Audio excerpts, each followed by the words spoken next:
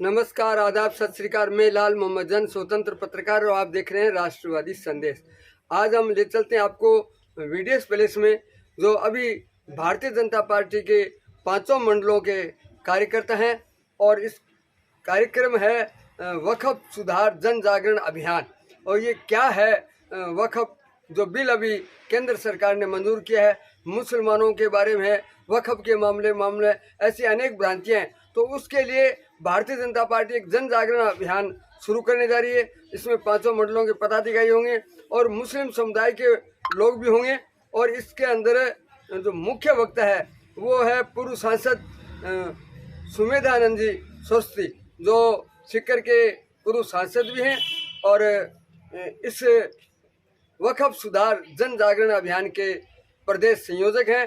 तो आपको VDS palace में वक्फ के संबंधी बताएंगे कि इसका बिल लाने का क्या औचित्य है। तो इसके बारे में सारी जानकारी आज जो है एक कार्यशाला में दी जाएगी, और हम इस वीडियो के माध्यम से आपको बता रहे हैं। तो देखते रहिए राष्ट्रवादी संदेश। ले चलता हूँ आपको वीडीएस पैलेस में वक्फ जन जागरण अभियान में। तो देखते रहिए राष्ट्रवादी संदेश। आदरणीय अतीश गौरी जी, आप भी मंच पे अपना स्थान ग्रहण करें। पार्टी के हमारे जिला उपाध्यक्ष आदरणीय अनूप सिंह जी शेखावत और भादरा नगर के जन जागरण अभियान के संयोजक, आप मंच पे स्थान ग्रहण करें। जिला उपाध्यक्ष आदरणीय रोशन जी चौहान, पूर्व उप जिला प्रमुख हनुमानगढ़, आप भी मंच पे अपना स्थान ग्रहण करें। हमारे मध्य हाजी जनाब दीन मोहम्मद जी अजितपुरा से, आपसे भी निवेदन है कि आप भी पधारे और मंच पे अपना स्थान ग्रहण करें। हाजी दीन मोहम्मद जी। किसान मोर्चा के हमारे जिला अध्यक्ष आदरणीय सुनील जी बेनीवाल, आप भी पधारे, मंच पे अपना स्थान ग्रहण करें। भारतीय जनता पार्टी के नगर मंडल के अध्यक्ष आदरणीय हरिप्रकाश जी शर्मा, मंच पे अपना स्थान ग्रहण करें। दुमराना मंडल के मंडल अध्यक्ष अर्जुन जी साहू, छानी बड़ी मंडल के मंडल अध्यक्ष आदरणीय सत्य प्रकाश जी चार, बिरानी मंडल के मंडल अध्यक्ष आदरणीय वीरेंद्र जी बेनीवाल, और छानी बड़ी मंडल गोगाबड़ी मंडल के मंडल अध्यक्ष आदरणीय मामू सिंह जी राठौड़, आप सब मंडल अध्यक्ष मंच पे अपना स्थान ग्रहण करें। हमारे मध्य नेता नगर पालिका के नेता पक्ष आदरणीय मांगीलाल जी गोयल, आप भी मंच पे अपना स्थान ग्रहण करें। नगर पालिका के हमारे वाइस चेयरमैन आदरणीय बलवंत जी सैनी, आप भी मंच पे अपना स्थान ग्रहण करें। इस पार्टी के राष्ट्रव्यापी महत्वपूर्ण अभियान में आप सब श्रेष्ठ कार्यकर्ता बंधु 5 मंडलों के यहाँ पधारे, आपका हार्दिक अभिनंदन, वंदन, स्वागत। पूरे देश भर में जिस प्रकार से नरेंद्र मोदी जी के नेतृत्व वाली सरकार ने इस देश को हर मोर्चे पर मजबूती प्रदान की है, देश का जन का पूरा विश्व में बचाया है, ऐसी पार्टी के हम सब अनुशासित कार्यकर्ता और सब अग्रणी बंधु इस क्षेत्र के आप पधारे, आपका हार्दिक वंदन, स्वागत। अब दीनदयाल उपाध्याय और भारत माता के चित्रों के समक्ष दीप पुष्पांजलि अर्पित कर इस कार्यक्रम की विधिवत शुरुआत करें।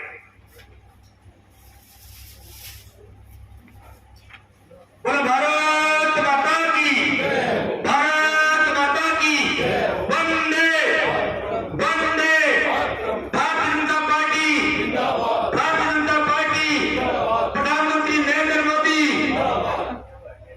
दीप प्रज्वलन के बाद इस कार्यक्रम की विधिवत शुरुआत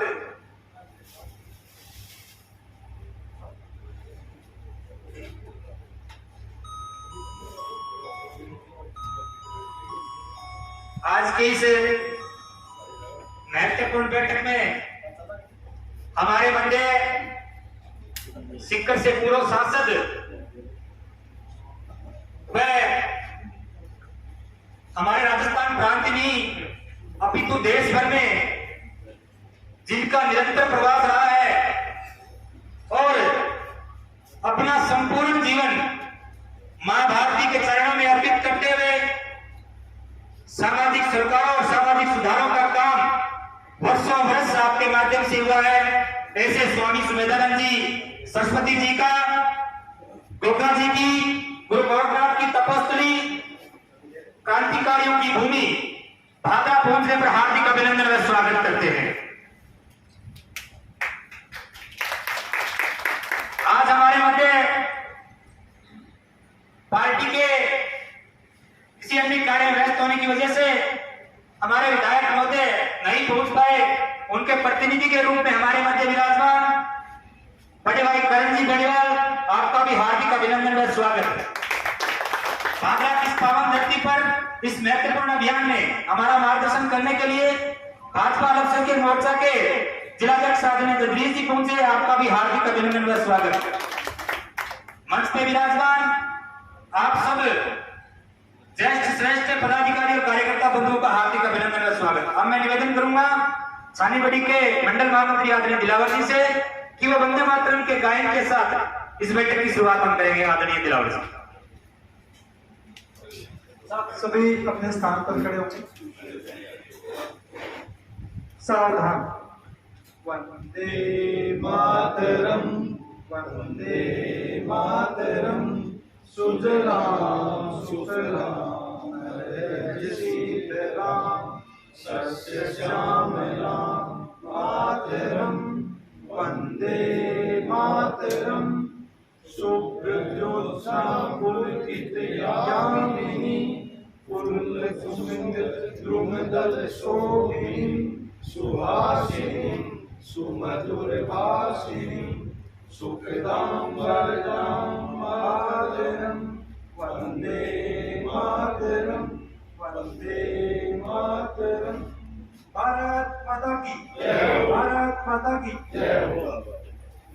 भारतीय जनता पार्टी जिंदाबाद, भारतीय जनता पार्टी जिंदाबाद। अब मैं निवेदन करूंगा आदरणीय करण जी बेनीवाल व नगर मंडल अध्यक्ष हरिप्रकाश जी शर्मा से कि आप पधारे और आदरणीय स्वामी सुमेधानंद जी सरस्वती जी का शॉल उठाकर और माल्यार्पण कर स्वागत अभिनंदन करें। भागरा की धरती पर आदरणीय स्वामी जी का हार्दिक अभिनंदन स्वागत।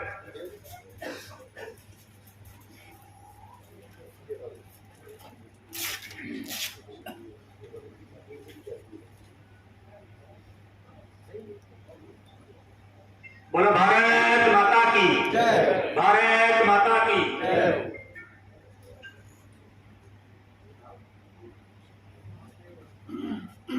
अब मैं मंच पे विराजमान हाजी दीन मोहम्मद जी के माल्यार्पण व स्वागत अभिनंदन के लिए आमंत्रित करूंगा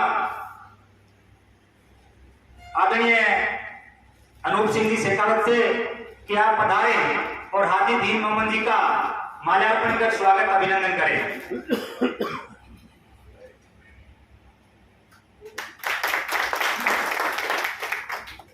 हमारे अल्पसंख्यक मोर्चा के जिलाध्यक्ष आदरणीय अधीश जी का स्वागत अभिनंदन के लिए मैं आमंत्रित करूंगा जिला उपाध्यक्ष आदरणीय रोशन जी से कि आप पधारे और आदरणीय अधीश जी का माल्यार्पण कर स्वागत अभिनंदन करें।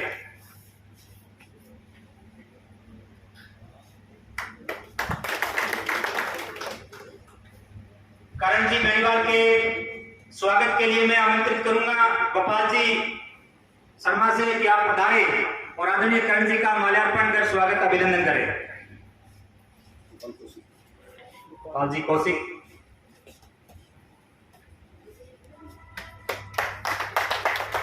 हमारे जिला उपाध्यक्ष आदरणीय अनूप सिंह जी शेखावत साहब के स्वागत के लिए मैं निवेदन करूंगा रजाक खान जी वार्ड मेंबर अजीतपुरा से आप पधारे और आदरणीय अनूप सिंह जी का माल्यार्पण कर स्वागत करें।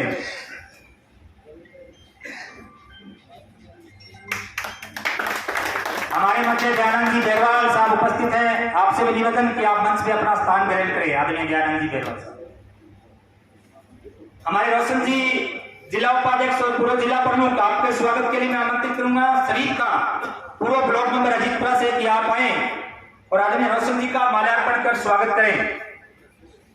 जनाब शरीफ खान जी,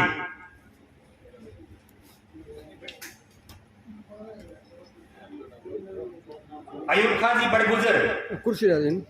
अयूब खान जी बड़गुजर, कुर्सी दे दो। आप पधारे और आदरणीय रोशन जी का स्वागत अभिनंदन करें।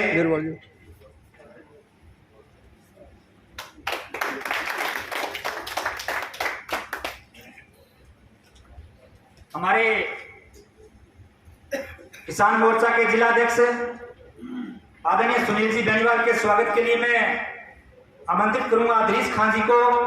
अदरीस खान जी आप पधारे और आदरणीय सुनील जी का माल्यार्पण कर स्वागत करें।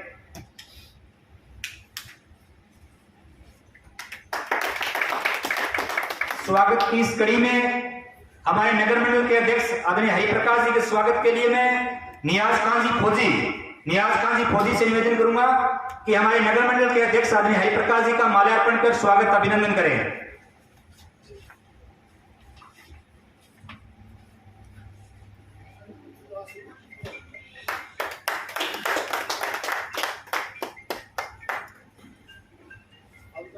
अब मैं हमारे डुमराना मंडल के मंडल अध्यक्ष अर्जुन जी सऊ के स्वागत के लिए आमंत्रित करूंगा सुलेमान खान जी को कि आप पधारे और अर्जुन जी का माल्यार्पण कर स्वागत अभिनंदन करें।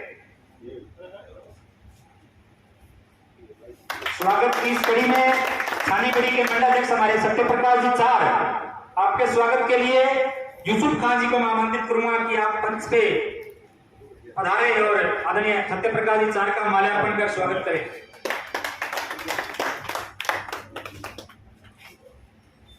हमारे भिलानी मंडल के नवनियुक्त मंडल अध्यक्ष और उनकी अध्यक्षता में इस पहली बैठक में आप पधारे वीरेंद्र जी बेनीवाल के स्वागत के लिए मैं खुद महाराज जी से निवेदन करूंगा कि हमारे नवनियुक्त मंडल अध्यक्ष जी का आप आशीर्वाद देकर उनका मार्गदर्शन करें। आदरणीय सुनेंद्रन जी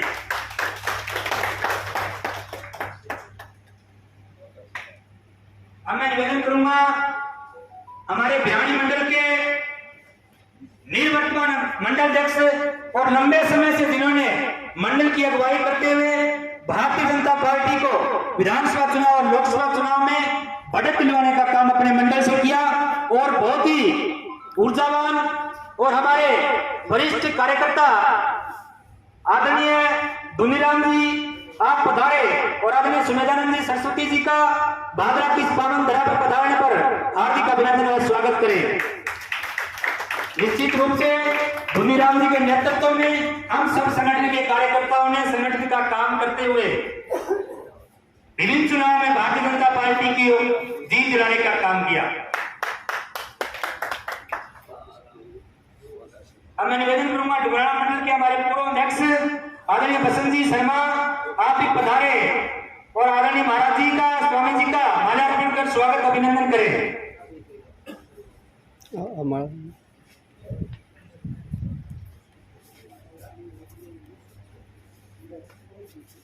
मैं निवेदन करूंगा भिलानी मंडल के हमारे मंडल महामंत्री आदरणीय सुभाष जी बाकर से कि आप पधारे और स्वामी जी का माल्यार्पण कर स्वागत अभिनंदन करें।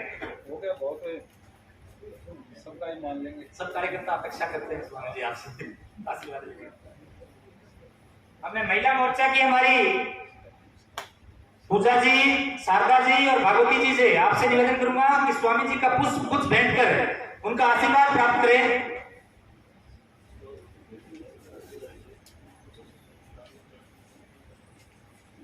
हमारे जिला परिषद के साथी होशियार सिंह जी पूनिया दीपचंद जी बेनीवाल आप भी मंच पे पधारे और आदरणीय स्वामी जी का माल्यार्पण कर स्वागत अभिनंदन करें।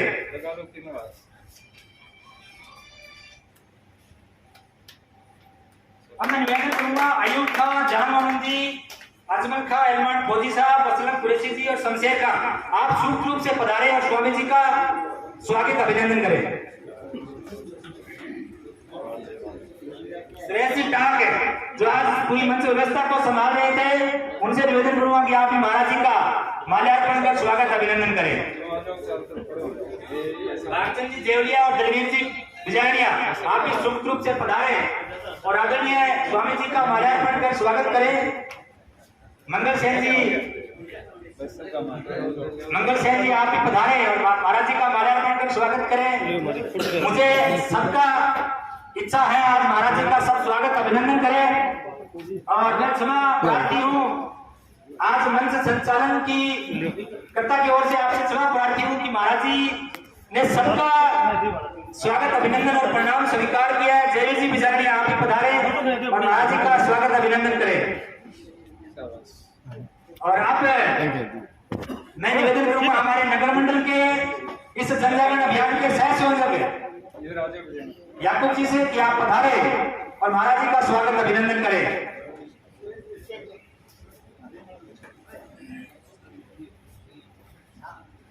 हनुमान जी भार्गव आप भी वरिष्ठ कार्यकर्ता है, आवास सिंह जी सब आप भी पधारे, महाराज जी का स्वागत अभिनंदन करें। महाराज जी क्या है कि पूरे जिले में हमारी विधानसभा ने विजय का परचम विधानसभा लोकसभा दोनों चुनाव में लहराया है, तो कार्यकर्ता साथी उत्साहित रहते हैं आपके मार्गदर्शन आपका आशीर्वाद लेने के लिए। तो सबकी आज इच्छा है कि हम भी महाराज जी का स्वागत अभिनंदन करें। हमारे वरिष्ठ साथी जनक जी आप भी पधारे, महाराज जी से आशीर्वाद प्राप्त करें।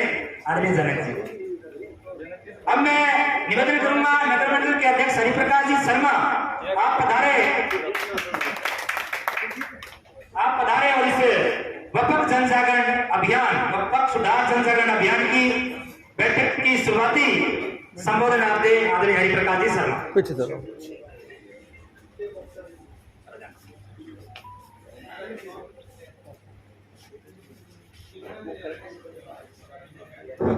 भारत माता की, भारत माता की।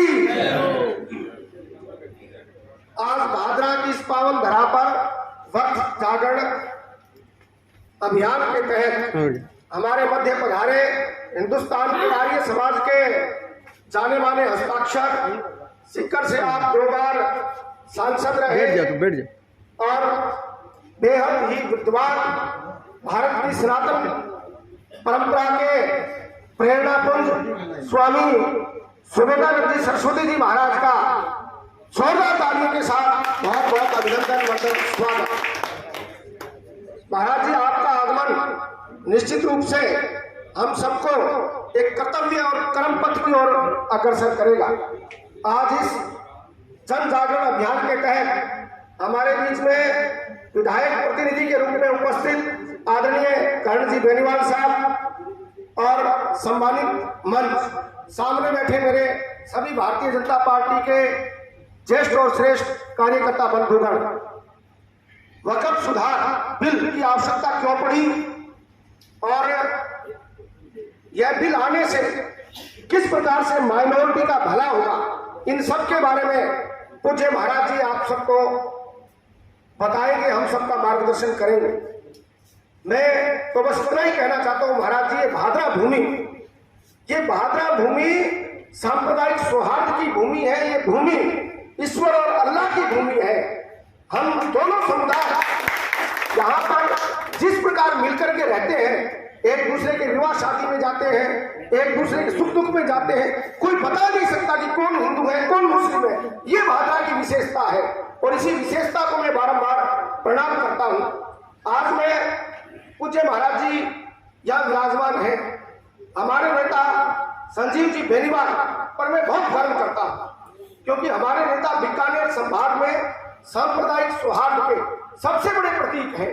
और ये जो अग्र पंक्ति बैठी है सारी की सारी, जिनके हम टोपी भी देख रहे हैं, हम दाढ़ी भी देख रहे हैं, जिनका विचार भी हम देख रहे हैं, उन सब के लिए मान्यवर संजीव जी बेनीवाल एक नेता नहीं, एक अभिभावक के रूप में कार्य करते हैं। चाहे परिस्थिति कैसे भी आई हो, चाहे विचार कैसे भी डोले हो, लेकिन भाद्रा भूमि में हम सब ने एक साथ मिलकर हर परिस्थिति का सामना किया है और यह एक बहुत बड़ी बात है।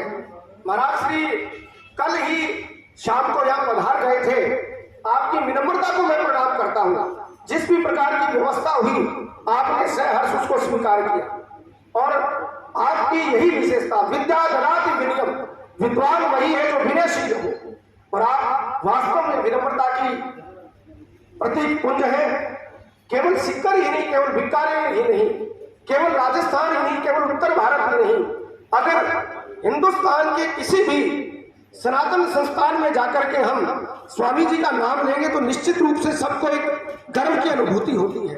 आज भाद्रा आपका आगमन निश्चित रूप से सकारात्मक गतिविधियों को बढ़ावा देगा और हम तो ये मानते हैं कि आपका आगमन निश्चित रूप से हमारे लिए बसंत ऋतु का सा आगमन है। पूरे आपको बहुत बहुत प्रणाम करता हूँ, आपका बहुत बहुत अभिनंदन करता हूँ। मध्य में आदरणीय लाल मोहम्मद जी मुआज्जम साहब हमारे मध्य विराजमान हैं, जो जनसंघ के समय से पार्टी में रहे हैं और राम मंदिर आंदोलन में भी महाराज जी गए, लाल मोहम्मद जी मुआज्जम। तो मैं महाराज श्री से निवेदन करूंगा कि आपका माल्यार्पण कर अभिनंदन करें। 77 वर्ष की आयु है, लेकिन निरंतर पार्टी के समर्पित सिपाही हैं। इमरजेंसी में आप जेल गए, जो व्यक्ति जोरदार तालियां।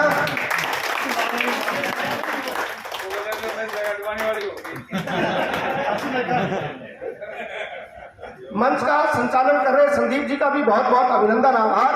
बोलिए भारत माता की धन्यवाद। धन्यवाद हरिप्रकाश जी, आपने अपने सारगर्भित शब्दों से आज की बैठक का मार्गदर्शन किया। अब मैं निवेदन करूंगा किसान मोर्चा के हमारे जिलाध्यक्ष आदरणीय सुनील जी बेनीवाल से कि आप पधारें और अपने विचार रखें। आदरणीय सुनील जी।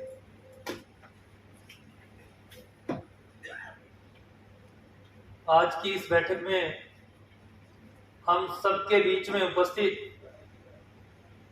सीकर के 2 बार के सांसद और सीकर ही नहीं, जिनको पूरा हिंदुस्तान और मैं ये कहूं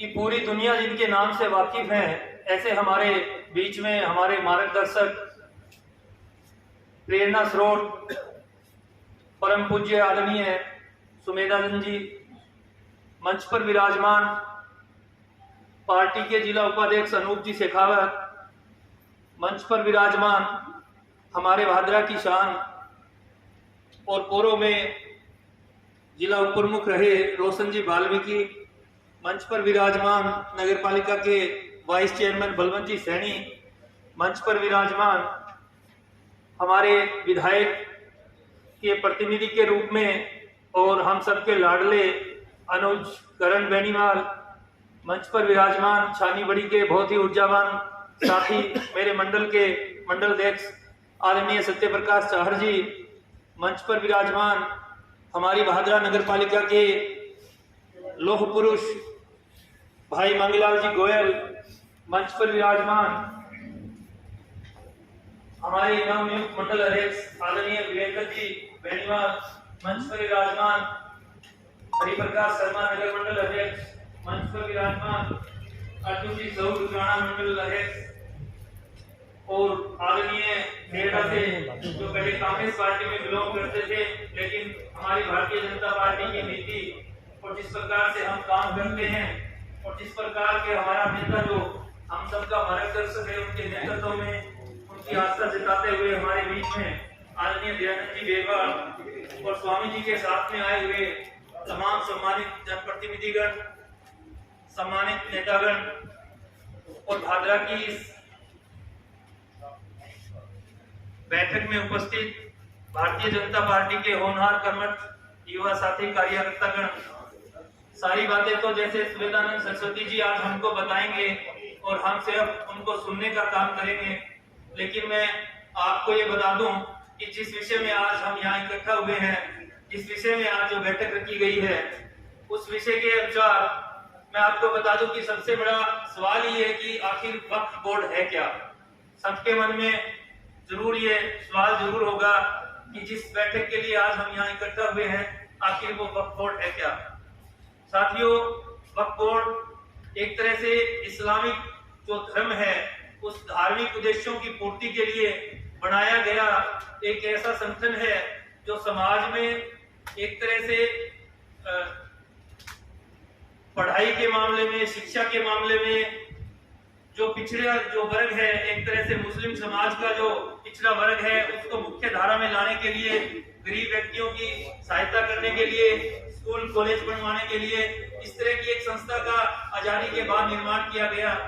लेकिन मैं जरूर यहाँ, क्योंकि हम एक राजनीतिक पार्टी से संबंध रखते हैं, तो मैं ये जरूर कहना चाहूंगा कि कुछ समय बाद इस वक्फ बोर्ड में एक ऐसी पार्टी के लोगों ने एक तरह से कब्जा करने का काम किया और जिस प्रकार से जिस उद्देश्य के लेकर को वक्फ बोर्ड की स्थापना की गई, उसकी मूल धारा से उसको हटा करके और एक तरह से ऐसे लोगों का संगठन इसमें सक्रिय हो गया जो ना कि अपने समाज का भला किया ना किसी मुस्लिम व्यक्ति का भला किया, जिन्होंने एक तरह से संपत्तियों को हड़पने का काम किया। और जिस प्रकार से मोदी जी ने इसमें वक्फ बोर्ड को कोई समाप्त नहीं किया है, मैं आपको बता दूं कि वक्फ बोर्ड आज भी है। मेरे मुस्लिम साथी बैठे हैं, मुझसे ज्यादा जो उम्र दराज है और मुझसे ज्यादा जानकारी भी ये रखते हैं कि वक्फ बोर्ड को समाप्त नहीं किया गया है। इसमें जो मूलभूत जो सुविधाएं, जिस उद्देश्य से लोगों ने इसको भटका दिया, उसके जो उसमें एक तरह से सुधार कर करके किस प्रकार से मुस्लिम समाज को आगे बढ़ाया जा सकता है, उसमें कुछ परिवर्तन करके गए और एक तरह से पारदर्शिता उसमें लाई गई है कि कोई घोटाला इसमें ना हो और समाज का इसमें भला हो। और एक तरह से वक्फ बोर्ड का उद्देश्य भी यही है कि आप अपने समाज की बच्चियों को छात्रवृत्ति एक तरह से प्रदान करें। आपके पास कितना पैसा आया है, आप कहां उसको लगा रहे हो, कहीं वो कहीं गलत दिशा में तो नहीं जा रहा। तो एक तरह से मुस्लिम समाज को हमारे देश में थोड़ा पिछड़ा हुआ समाज माना जाता है, एक अल्पसंख्यक वर्ग जिसको बोलते हैं। उस पैसों से उनका किस प्रकार से भला हो, किस प्रकार से मुस्लिम छात्राओं को, किस प्रकार से मुस्लिम भाई बहनों को समाज की मुख्य धारा में लाया जा सके, उनकी पढ़ाई की व्यवस्था की जा सके, उनके लिए स्कूल कॉलेजेस बनाए जा सके, उनके लिए मूलभूत जो सुविधाएं हैं उनको पूरा किया जा सके। इस प्रकार से एक तरह से इसमें संशोधन कर करके, और ये बहुत बढ़िया तरह से एक तरह से क्रिस्टल क्लियर शीशे की तरह पारदर्शिता जिसमें हो, इस प्रकार के वक्फ बोर्ड की स्थापना की गई है। ज्यादा जानकारी स्वामी जी देंगे। आपने मुझे सुना, मुझे समय दिया, आपका बहुत बहुत धन्यवाद। जय हिंद, जय भारत। धन्यवाद आदरणीय सुनील जी। अब मैं निवेदन करूंगा भारतीय जनता पार्टी के हमारे जिला उपाध्यक्ष और पूर्व में भारतीय जनता पार्टी के युवा मोर्चा से शुरू करके नगर मंडल अध्यक्ष जैसे विभिन्न दायित्वों का निर्वहन करते हुए हम सबका लंबे समय से मार्गदर्शन कर रहे आदरणीय अनूप सिंह जी शेखावत, आप पधारे और हमें मार्गदर्शन प्रदान करें। आदरणीय अनूप सिंह जी शेखावत, जिला उपाध्यक्ष भाजपा। भारत माता की, भारत माता की, भारत माता की, भारत माता की। भारतीय जनता पार्टी जिंदाबाद, भारतीय जनता पार्टी जिंदाबाद। आज के इस कार्यक्रम में हमारे बीच में पधारे सीकर से हमारे पूर्व सांसद आदरणीय सुमेधानंद जी, स्वामी सुमेधानंद जी सरस्वती जी, पार्टी के हमारे जिला अध्यक्ष अल्पसंख्यक मोर्चा अदरीश गौरी जी, पंचायत समिति सदस्य भाई कर्ण बेनीवाल जी, पार्टी के हमारे आदरणीय मांगीलाल जी, नगर पालिका में वाइस चेयरमैन आदरणीय बलवंत सैनी जी, पार्टी के हमारे किसान मोर्चा के इसमें पधारे हैं आदरणीय सुमेधानंद जी सरस्वती जी महाराज। मैं इस बिल के बारे में तो महाराज जी आपको बताएंगे, लेकिन महाराज जी मैं इतना बताना चाहूंगा कि भारत को तोड़ने के लिए केवल कांग्रेस ही नहीं, कांग्रेस से पहले भी बहुत सी ताकतों ने न जाने कितने जोर लगाए, लेकिन इस देश की अखंडता, इसका भाईचारा, आपस का तालमेल जो का त्यों बना रहता है। हाँ, कई बार गलतफहमियां हो जाती है हम लोगों के बीच में। आज से 400-500 साल पहले मेरे सामने विराजमान कुछ भाई बंधु मेरे बेटे हैं, जिनके साथ रोटी बेटी का खीर हुआ करता था। कभी आक्रमणकारी आए, कभी मुगल आए, उसके बाद में अंग्रेज आए। मुगलों ने कहा कि धर्म परिवर्तन करो, अंग्रेजों ने कहा कि फूट डालो और राज करो, तो टूटा कौन? भारत टूट गया, धर्म परिवर्तन हो गया। लेकिन ये नागरिक तो देश के ही है ना, हम कोई दूसरे देश से तो आए हुए नहीं। कमजोर कौन हुआ? हम लोग कमजोर हुए, हमारी संख्या कमजोर हुई। अब जब कमजोर हो गई, उसके बाद में कांग्रेस आ गई ऊपर से। इन्होंने मुस्लिम समाज के वोट को अपना हक मान लिया, अपना अधिकार मान लिया। क्यों भाई? क्या मोतियों से भरे हुए ट्रक आपने हमारे भाइयों घरों में भेज दिए? क्या आपने हजारों एकड़ बीघा जमीन इनके नाम करवा दी? आपने इनके वोट की वजह से आपने ऊपर तक राज किया। इनके वोट की ताकत की वजह से आपने अपने घर भर लिए, अपने चहीते लोगों को खुली छूट दे दी लूट करने की। आपने खूब लूटा। अब जब हमारे देश के लोगों की समझ में आ रही है बात कि कांग्रेस केवल लूटने के लिए आई है और जो 60-70 साल पहले हुआ करती वो कांग्रेस भी आज नहीं है, इसकी ना नीति है और ना इसकी कोई रीति है। केवल आपके वोट की ताकत की वजह से, हम लोगों के वोटों की ताकत की वजह से ये लोग राज में आते हैं और उसके बाद खुली लूट शुरू कर देते हैं। मैं इतना कहना चाहूंगा कि आज भारतीय जनता पार्टी आज से 20 साल 30 साल 40 साल पहले जब बात चलती थी, हमारे समाज के लोगों को बहकाने का काम कांग्रेस करती थी कि भारतीय जनता पार्टी आ गई तो हमारे क्या होगा, हमें देश से निकाल दिया जाएगा या मारकाट शुरू हो जाएगी। शुरू में वाजपेयी जी की सरकार आई। एक स्कीम बताता हूं आपको, किसान क्रेडिट कार्ड, क्या वो जाति पूछकर दी गई थी? क्या अयूब खान जी आपकी जाति क्या है? भाई मुरारी लाल जी आपकी जाति क्या है? गोपाल जी आपकी जाति क्या है? जाति पूछकर नहीं दी गई। किसान क्रेडिट कार्ड का लाभ आज इस देश के हर जाति, हर धर्म, हर वर्ग के व्यक्ति को मिल रहा है। इसी तरह से हमारी सरकार आगे चलती गई, मोदी जी आ गए। कितने जन कल्याणकारी निर्णय हमारी सरकार लेती है, तो क्या जाति पूछ कर लेती है? राशन मिलता है जाति पूछ कर मिलता है। क्या आपको ये कहा जाता है कि आपका मूल निवास नहीं बनाया जाएगा, मेरा बना दिया जाएगा? ऐसी कोई बात नहीं।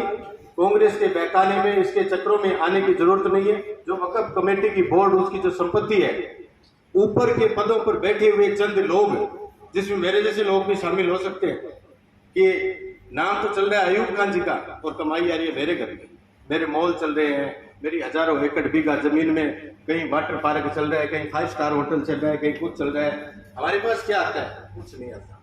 अगर ऐसे लोगों से जमीन वापस छीन करके एक आम व्यक्ति को उसकी आय के द्वारा उत्पन्न होने वाला है, उसका लाभ, अर्जित होने वाला लाभ अगर आम व्यक्ति तक पहुंच जाए, तो इसमें कौन सा गलत कानून लेकर के सरकार आई है? धन्यवाद। जय हिंद, जय भारत। बहुत बहुत धन्यवाद आदरणीय अनूप सिंह जी। अब मैं निवेदन करूंगा भाजपा अल्पसंख्यक मोर्चा के हमारे जिला अध्यक्ष आदरणीय अधीश जी, आप पधारे और सब कार्यकर्ताओं का मार्गदर्शन करें। आदरणीय अधीश।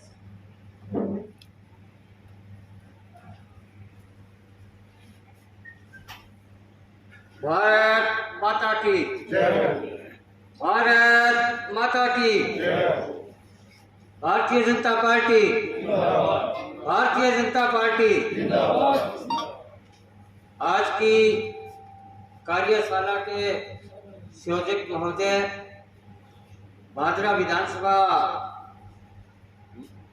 के मंडल अध्यक्ष और मेरे साथी किसान मोर्चा के जिला अध्यक्ष एवं जिला उपाध्यक्ष पार्टी के सभी मंचा से, आदरणीय मेरे परम पूज्य स्वामी जी, बीकानेर संभाग के प्रभारी इस कार्यक्रम के, और पधारे हुए सभी हम उम्र साथियों, मेरे पिता तुल्य समान बुजुर्गों, मातृशक्ति मीडिया के लोगों, आज की कार्यशाला इसी क्रम में ये रखी गई है कि कांग्रेस सरकार ने 70 साल के अंदर मुस्लिम समाज के को क्या दिया। जब यह वक्फ 1954 में भारत सरकार ने बनाया था, 1954 से लेकर 1995 तक इन लोगों ने मुस्लिम समुदाय को ये नहीं बताया कि वक्फ क्या चीज है। जो संपत्ति थी, प्रॉपर्टी थी, कांग्रेस के लोगों ने हड़पने का काम किया। देश के अंदर 31% गरीबी रेखा से मुस्लिम समाज के लोग रह रहे हैं, क्योंकि उन लोगों को यही पता नहीं वक्फ क्या है, सरकार क्या है। केवल कांग्रेस के लोगों ने वोट बैंक की राजनीति की। जब 2006 के अंदर सत्ता समिति की बैठक हुई, उसमें इन लोगों का खुलासा कर दिया कि कांग्रेस के लोग मुस्लिम समाज के साथ क्या कर रहे हैं। 31% मुस्लिम समाज के लोग अंतिम क्षणों तक झुग्गी झोपड़ी के अंदर रह रहे हैं। उनको ये शिक्षा प्राप्त नहीं दी गई कि आप कुछ पढ़ो और वक्फ के द्वारा विद्यालय खोला जाएगा। विद्यालय खोलने के बाद बच्चों को शिक्षा मिलेगी, आपके बच्चे डॉक्टर बनेंगे, आपके बच्चे वकील बनेंगे, आपके बच्चे देश को राष्ट्र के निर्माण के लिए आगे बढ़ेंगे। इन्होंने कभी ऐसा नहीं कहा। 70% लोगों ने, ये पार्टी के जो कांग्रेस के लोग हैं, जो वक्फ की जो जमीनें थी, जो मस्जिद थी और जो मदरसे थे, उन पर कब्जा किया और बेचने का काम किया। 80% लोग इनमें से भ्रष्टाचार। आज जो राष्ट्रीय अध्यक्ष बना बैठा है जो कांग्रेस पार्टी का, मल्लिका खड़गे, उन्होंने ये काम कर दिया, तो मुसलमानों को लाभ कैसे मिलेगा? वक्फ का मतलब ये है, जो मुस्लिम समाज ने, किसी भी व्यक्ति ने मस्जिद के नाम या कब्रिस्तान के नाम या इस्लाम मदरसे के नाम पर 2 बीघा या 5 बीघा भूमि दे दी, वो अल्लाह के नाम पर दी है, तो उसे वक्फ कहा जाता है। उस वक्फ जमीन से 5 बीघा भूमि दे दी, तो उस में जो आय होती है, वो जो गरीबी रेखा में बस रहे हैं लोग, उन पर लगाए जाए, ताकि उससे उसका जीवन यापन सफल होए और शिक्षा प्राप्त हो और देश में वो भी आगे बढ़े, और जो भ्रष्टाचार है उन पर भी अंकुश लगे। तो ये जो जन जागरण अभियान है, जो केंद्र सरकार ने हमारे लोकप्रिय प्रधानमंत्री नरेंद्र जी मोदी जी द्वारा ये जो वक्फ लाया गया है, तो हमें ये ऐसा चलना है, सबको साथ लेकर, सबका साथ सबका विकास सबका प्रयास, ये नारा है। तो हम सब साथ होकर चलेंगे। जो झुग्गी झोपड़ी तक जो बैठे मुस्लिम समाज के लोग, जो अशिक्षित है, उनको हम सब आगे लाएंगे और उनको अच्छी शिक्षा प्राप्त कराएंगे, उनको हम अपने बराबर खड़ा करेंगे, तभी जाकर ये देश का, राष्ट्र का निर्माण होगा और हम कंधा से कंधा मिलाकर इनको साथ लेकर चलेंगे। अब आए हुए सभी वरिष्ठ कार्यकर्ताओं और मातृशक्ति को जय हिंद, जय भारत। और पंचायत समिति के सदस्य आदरणीय करण जी बेनीवाल, आप पधारें और अपने विचार रखें। आदरणीय करण जी बेनीवाल।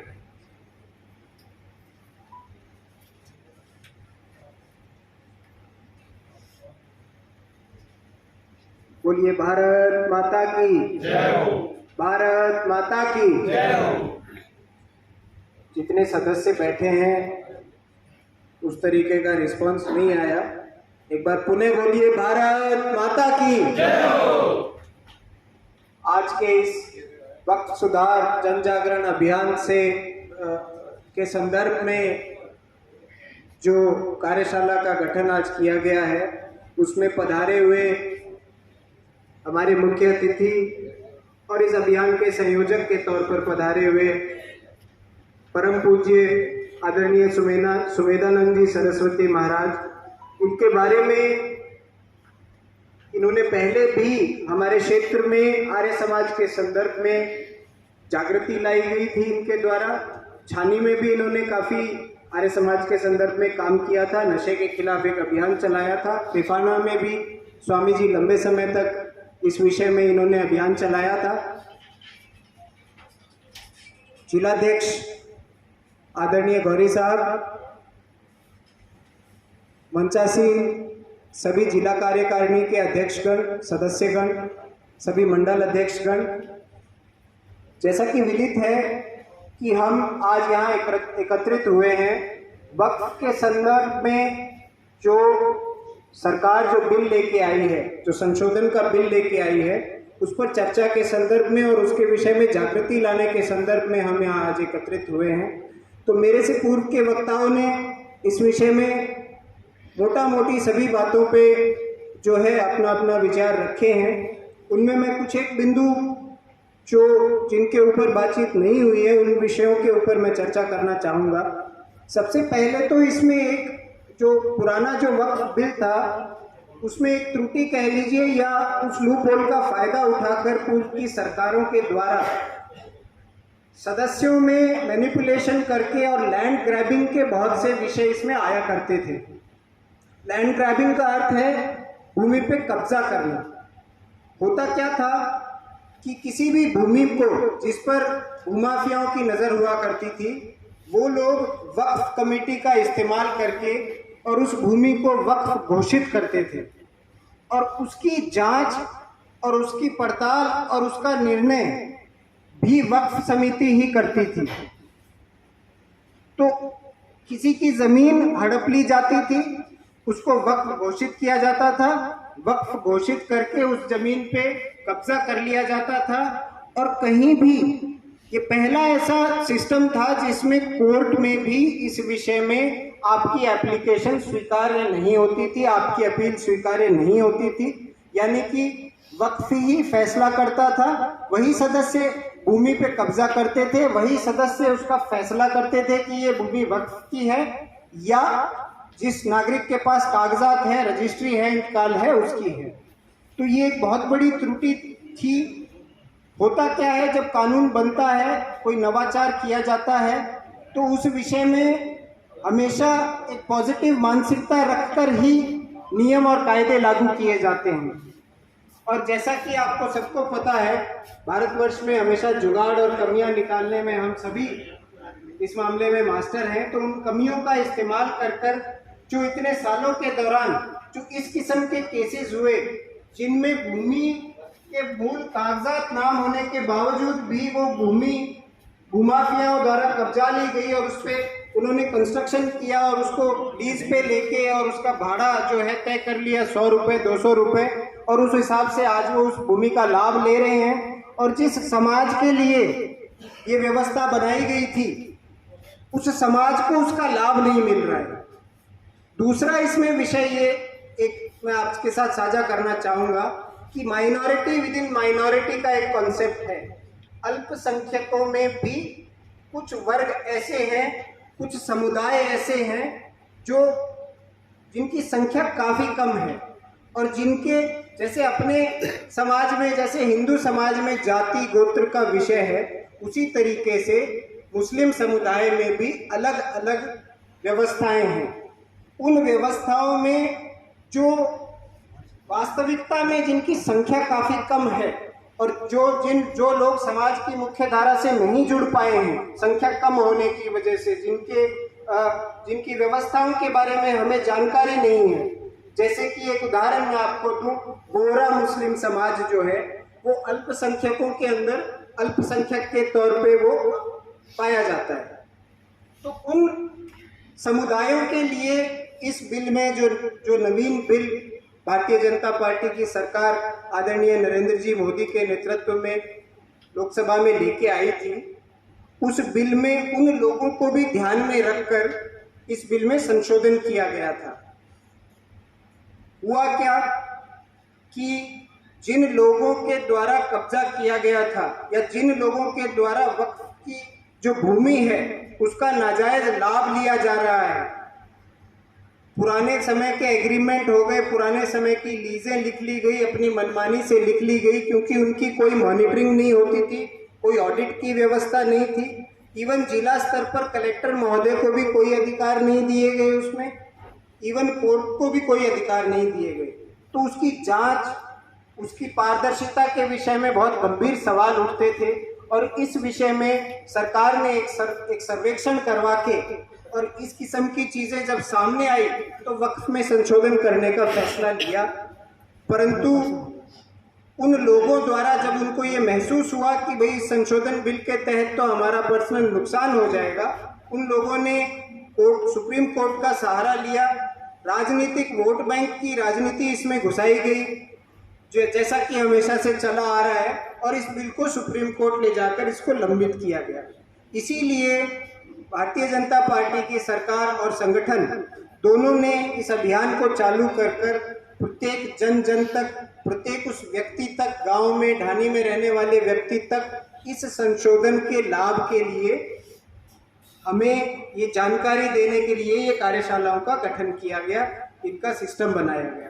तो मेरा आप सबसे निवेदन है कि इस विषय में आप यहाँ से ये सब चीज़ें ये सीख के तौर पर लेके जाएं। इन बिंदुओं पर आप गाँव में जाएं, आप ढानी में जाएं, चाहे मुस्लिम समुदाय के लोग हों, चाहे हिंदू समुदाय के लोग हों, किसी भी समुदाय के लोग हों, आप कहीं भी बैठें, आपकी बैठकें होती हैं, शाम को बैठते हैं अपन खाना खाने के बाद, दिन में भी बैठक होती है, कई बार अपन ताश भी खेलते हैं। तो उन लोगों को इस विषय में जागृत करें, उन लोगों को इस विषय में जो तथ्य हैं उनसे वाकिफ करें, ताकि आने वाले समय में दोबारा इस विषय में संशोधन हो पाए और एक जिस विषय के लिए वक्फ का गठन किया गया था उस विषय को, उस मिशन को पूर्ण करने के लिए वक्फ जो है वो सक्षम हो पाए और इस देश की उन्नति और प्रगति में एक विशेष समुदाय जिसके लिए सरकार ये संशोधन ला रही है वो भी मुख्य धारा से जुड़े और उन्नति और प्रगति में इस देश की अपना सहयोग करे।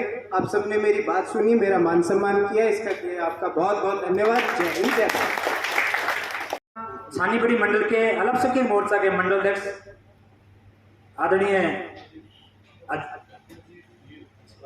नाजिर खान जी गांधी, आप पधारें और स्वामी जी का मालार्पण कर उनका आशीर्वाद प्राप्त करें। अब मैं निवेदन करूंगा आदरणीय रमेश जी कस्वा, धर्मपाल जी कस्वा, आसूराम जी मोदी, आप भी पधारें और स्वामी जी का माल्यार्पण कर स्वागत अभिनंदन करें।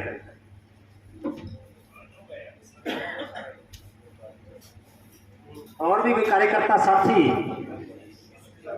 अगर इच्छा रखता है और स्वामी जी का आशीर्वाद प्राप्त करना चाहता है तो आप पधारें। कोच साहब महराणा से आप भी पधारें, स्वागत अभिनंदन स्वामी जी का करें।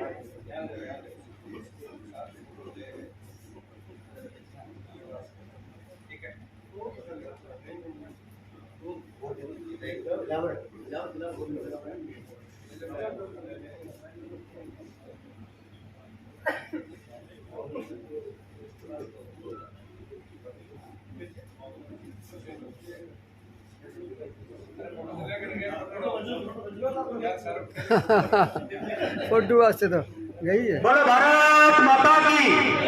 अब मैं निवेदन करूंगा ब्रजलाल जी गर्ग, प्रेम जी स्वामी, अब ओबीसी मोर्चा के हमारे अध्यक्ष, अजीतपुरा सरपंच सतवीर जी लाखलान, आप भी पधारे और स्वामी जी से आशीर्वचन और आशीर्वाद प्राप्त करें। राकेश जी सेन और गौर सिंह जी बेरड़, हमारे युवा साथी, आप भी पधारे और स्वामी जी का आशीर्वाद प्राप्त करें। भोगांगड़ी मंडल से याकूब और रजाक खान जी, आप भी पधारे और स्वामी जी का माल्यार्पण कर स्वागत अभिनंदन करें।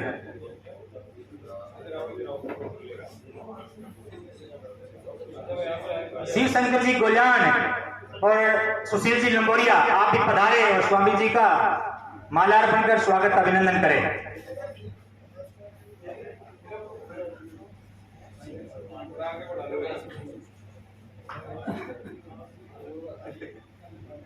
जयवीर जी स्वराण, आप भी पधारे और स्वामी जी का सतपाल जी।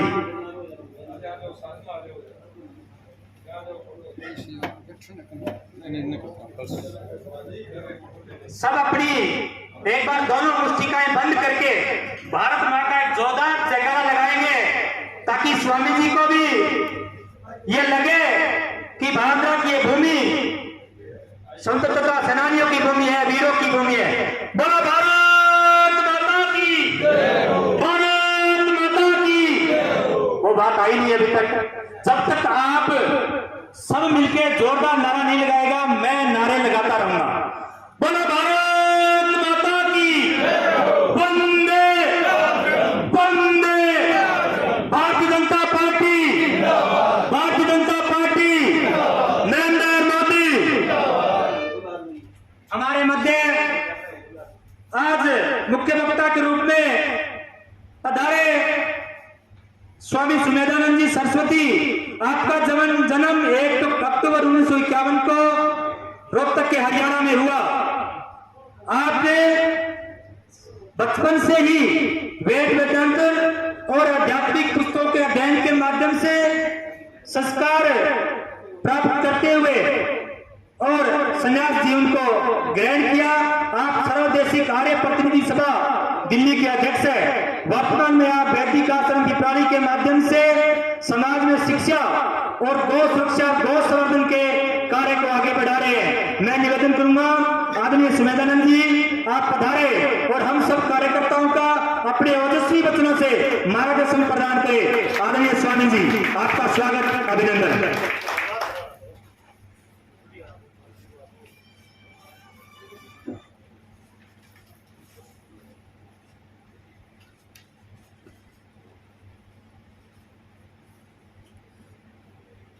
भारत माता की जय हो। भारत माता की जय हो। भारतीय जनता पार्टी जिंदाबाद, भाजपा जिंदाबाद, नरेंद्र मोदी जिंदाबाद। भादरा की पावन धरा पर आज एक विशेष कार्यशाला के रूप में आप सबके बीच में आने का अवसर प्राप्त हुआ है। मैं आप सभी भाइयों का बहुत बहुत हार्दिक अभिनंदन और स्वागत करता हूं। वो इस बात के लिए कि शादियों का दौर है, कल आखा तीज है, आज परशुराम जयंती है। हमारे बहुत सारे साथी कार्यक्रमों में लगे रहते हैं। अक्षय तृतीया के दिन जिन बेटियों की शादी है उन लड़कों के आज घर पर मेल है। तो इस शादी के समय में और खेती के काम भी अधूरे हैं, कुछ अपना अमूल्य समय निकाल करके आप सभी आए हैं। इससे सिद्ध होता है कि आपका पार्टी के प्रति अगाध प्रेम है, श्रद्धा है, आस्था है। इसके लिए मैं आप सभी भाइयों का बहुत बहुत आभार व्यक्त करता हूं। हमारी बहनें भी यहाँ उपस्थित हैं। बहुत सारी बातें पूर्व वक्ताओं ने कही हैं। आज इस कार्यक्रम में मेरे साथ मंच पर उपस्थित पंचायत समिति सदस्य भाई कर्ण बेनीवाल जी, भारतीय जनता पार्टी के अल्पसंख्यक मोर्चा के अध्यक्ष श्री अदृश गौरी जी, पार्टी के उपाध्यक्ष भाई अनूप सिंह शेखावत जी, पार्टी के उपाध्यक्ष श्री रोशन जी चौहान, आदरणीय भाई दीप जी बेनीवाल, मुशर्रफ जी पूनिया, दीन मोहम्मद जी हाजी साहब, सुनील बेनीवाल जी, जिलाध्यक्ष किसान मोर्चा, भाई हरिप्रकाश शर्मा जी, अर्जुन जी सहू, सत्यप्रकाश जी चाहर, वीरेंद्र जी बेनीवाल और मांगू सिंह जी राठौड़, दयानंद जी बेरवाल, मांगीलाल जी गोयल, जिनका मुझे सानिध्य प्राप्त हुआ और कल से ही सेवा में लगे हुए हैं, भाई बलवंत जी सैनी और यहाँ उपस्थित पार्टी के सभी बहुत ही सम्मानित कार्यकर्ता साथियों। बहुत सी बातें हमारे पूर्व वक्ताओं ने आपको बताई है। करण जी ने बहुत ही सूक्ष्मता के साथ में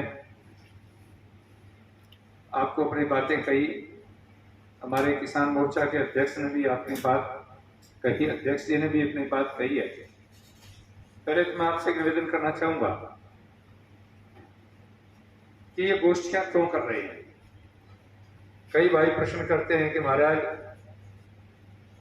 क्या आवश्यकता है इन गोष्ठियों के करने की। अभी 3 कार्यक्रम विशेष रूप से पार्टी प्रचार अभियान के रूप में चला रही है। उस बारे में भी आपको बहुत सारी बातें सुनने और सीखने को मिलेंगे। पहला तो ये वक्फ संशोधन अधिनियम 2025, जिसका नाम हमने दिया है वक्फ सुधार अभियान। दूसरा, आपके बीच में बाबा साहब अंबेडकर के जयंती के अवसर पर एक 15 दिन का अभियान पार्टी ने प्रारंभ किया था। वो अभियान भी आपके बीच में संगोष्ठियां हुई होंगी। और तीसरा एक और अभियान आपके बीच में आएगा भी, बहुत अच्छी जानकारी आपको मिलेगी। हमारी सरकार ने अभी एक बिल लाने की तैयारी की है। राजस्थान में तो हमारी सरकार उस बिल को लागू कर चुकी है, 1 नेशन 1 इलेक्शन।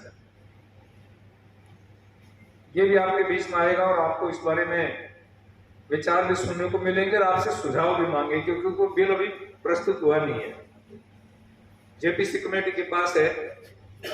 ये जो बिल जिसकी चर्चा हम कर रहे हैं साथियों, इस बिल को भी जब पार्लियामेंट के पटल पर इसको रखा गया तो विपक्ष की पार्टियों ने ये कहा कि इस बिल को जेपीसी कमेटी को दे दो।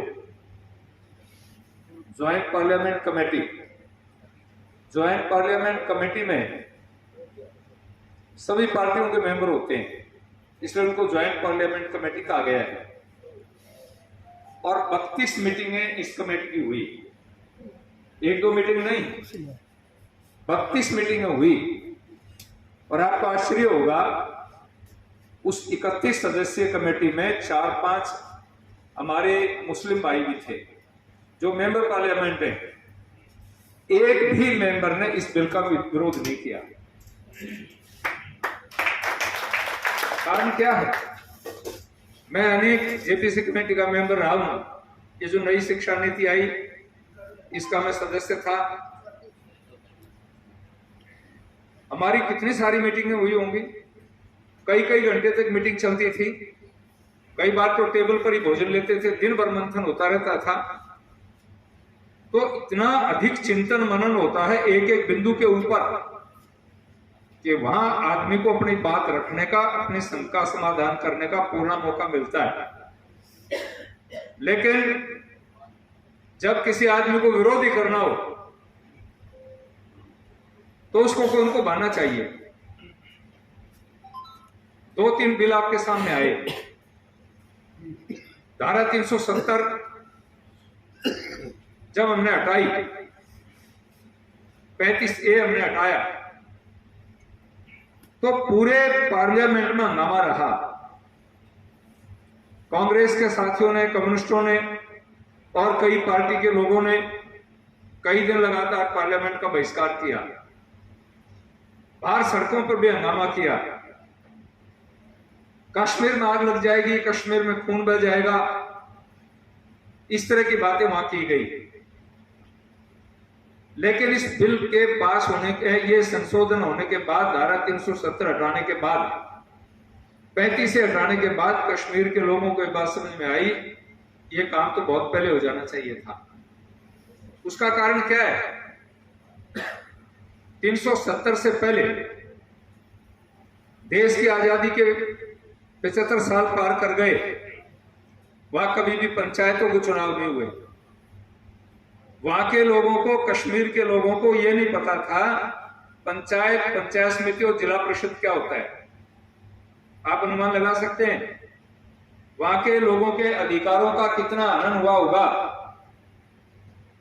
हमने ये धारा 370 हटाई, 35A हटाया, वहां पंचायतों के चुनाव हुए और पंचायतों के चुनाव में सरपंच 80% सरपंच मुस्लिम बने। कितने बने? जिला परिषद सदस्य 75%, प्रधान और जिला प्रमुख 70 से 75%। ये बताओ, जब सरपंच, पंच, जिला परिषद, पंचायत समिति के मेंबर बने, प्रमुख बने, उसका फायदा हिंदुओं को हुआ, मुसलमानों को हुआ? मुसलमानों को हुआ। उनको मौका मिला डेवलपमेंट और विकास का। वो जो पंचायत का पैसा आता था, अभी 5000 से ऊपर की आबादी वाले जो पंचायतें, 5000 से ऊपर की आबादी की पंचायतें हैं, हमारी सरकार ने विकास पथ के नाम पर 2-2 करोड़ रुपए दिया है। दिया है आपको, सरपंच बैठा होता, तो वो 2 करोड़ रुपया कश्मीर में मिला। जब कश्मीर की किसी पंचायत में 2 करोड़ रुपए लगेगा, उससे पहले वसुंधरा जी की सरकार थी, तो हमने गौरव पथ बनाए। तो वो गौरव पथ और ये विकास पथ उन्हीं मुस्लिम परिवारों के, उन्हीं मुस्लिम भाइयों के माध्यम से वो पैसा कश्मीर के डेवलपमेंट और विकास पर लगेगा, जो 75 साल तक नहीं लगा कभी भी। वहां के पिछड़े भाई, कश्मीर में आरक्षण भी लागू नहीं हुआ क्योंकि धारा 370 और 35A इस बात का प्रावधान करती थी कि कश्मीर में किसी प्रकार का आरक्षण नहीं होगा। तो वहां के जो दलित थे, उन दलितों को आरक्षण का लाभ नहीं मिला। अब वहां के दलितों को नौकरी मिल रही है, वहां के दलित कमिश्नर बन रहे हैं, और कांग्रेस ने ओबीसी के आयोग को लागू नहीं होने दिया। मैं आपसे निवेदन करूंगा, जब ये ओबीसी को आरक्षण नहीं मिला था, जिसमें जाट भी शामिल थे, आरक्षण लागू होने से पहले राजस्थान में 70 आरएस की भर्तियां निकली। मैं विशेष जाति की बात नहीं करता, एक उदाहरण दे रहा हूं। जाट समुदाय के 7 लड़के सिलेक्ट हुए और आरक्षण लागू होने के बाद फिर 60 वैकेंसी निकली, तो जाटों के 19 बच्चे सिलेक्ट हुए। क्यों भाई? नुकसान हुआ कि लाभ हुआ? फायदा हुआ। तो ओबीसी के भी काम इसको उठकाए रखा, क्योंकि वो आयोग ही नहीं बना। आयोग नहीं बना, उसका चेयरमैन नहीं बना, उसके नियम नहीं बने, कानून नहीं हुआ, तो लागू नहीं हुआ। आईपीएस नहीं बने, आईएएस नहीं बने, आरएएस नहीं बने, एचसीएस नहीं बने, हरियाणा में नहीं बने, कहीं भी नहीं बने। यही बात मुसलमानों की थी कश्मीर में, कि वहां लोगों को आरक्षण का लाभ नहीं मिला, वहां पंचायतों का लाभ नहीं मिला, और कांग्रेस और कम्युनिस्ट उसका विरोध करते रहे। फिर बात आ जाइए अब 3 तलाक। 3 तलाक का कानून लाए, इससे हिंदुओं को फायदा है क्या? 3 तलाक के कानून से हिंदुओं को कोई लाभ नहीं है। मुसलमान बहन बेटियों को उसका लाभ हुआ। यानी आश्चर्य होगा कि ऐसी ऐसी बहनें हमारे से दिल्ली में मिलती थी। छोटी सी बात हो गई, साहब रात को खराटे आते हैं, तो 3 बार तलाक कह दिया, तो तेरे घर जा। तेरा बड़ा विचित्र 3 तलाक है भाई। क्या दुर्गति उन बहनों की थी? वो 3 तलाक का बिल पास हुआ, उसके बाद मुस्लिम बहनें सुखी हैं। उसके बाद में कानून आया था CAA आया था नहीं? शाहीन बाग में साल भर तक सड़कों को जाम करके बैठे रहे, और उसमें कांग्रेस के लोग, कम्युनिस्ट लोग और एक झाड़ू वाली पार्टी, ये तीनों उनके साथ बैठे रहे। और क्या बहकाया मुसलमानों को? तुम्हारा वोट खत्म हो जाएगा, तुम्हारे अधिकार समाप्त हो जाएंगे। साथियों, 4 साल हो गए उस बिल को लागू हुए। भादरा में किसी एक मुसलमान का वोट खत्म हुआ क्या? ढूंढ लेना, राजस्थान में ढूंढ लेना, भारत में ढूंढ लेना। पूरे भारत में एक भी मुसलमान को मताधिकार से वंचित नहीं किया गया। वो बिल लाए इसलिए थे कि पाकिस्तान, अफगानिस्तान जैसे देशों में, जहां हमारे देश के हिंदू, सिख, बौद्ध, जैन, ये जो लोग प्रताड़ित हैं, और प्रताड़ित होकर के बेचारे अपनी इज्जत बचाने के लिए, अपनी मां बहन बेटियों की शान बचाने के लिए वहां से छोड़ के भारत में आ गए। वहां तो वतन छोड़ दिया, और यहां उनको मताधिकार नहीं। जब तक उनका आधार नहीं बनेगा, उनको मताधिकार नहीं होगा, न उनको घर मिल सकता है, न उनको एजुकेशन मिल सकता है, न उनके बैंक में खाते खुल सकते हैं। उन लोगों को लाभ देने के लिए कि जो लोग अपनी इज्जत बचा करके भारत में आए हैं, उन भाइयों को वोट का अधिकार मिलना चाहिए, उनको यहाँ की नागरिकता मिलनी चाहिए, इसलिए CAA लेकर के आए थे। अच्छा ये बताओ, मुसलमानों को क्या तकलीफ थी? कोई तकलीफ थी क्या? भाई हम तो अधिकार दे रहे हैं, छीन का रहे हैं, लेकिन खूब दुष्प्रचार किया, खूब दुष्प्रचार किया। तो इसलिए माननीय प्रधानमंत्री जी ने, हमारे राष्ट्रीय अध्यक्ष माननीय JP नड्डा जी ने, हमारे संसदीय कानून मंत्री किरण रिजिजू जी, इन्होंने दिल्ली में हमें बुलाया। लगभग पूरे देश से 500 लोग बुलाए थे। राजस्थान से हम 10 आदमी थे। हमें बुलाया, और हमारी जैसे मैं आपके बीच में आया हूं, ऐसे कार्यशाला ली। हमारी थोड़ी सी लंबी चली, 2 सत्रों में चली, और उस कार्यशाला में यही बताया कि भाई हम ये इसलिए इस बात को कह रहे हैं लोगों के सामने कि मुस्लिम भाइयों को बताओ कि जैसे सीए में तुम्हें बैक आ गया 35 और 370 बैक आया और 3 तलाक में बैक आया गया, ये कांग्रेस के लोग बैक आने की बात करते हैं। और एक कारण और है, इनके खुद के अधिकार और इनको खुद को सजा दिखाई देती है।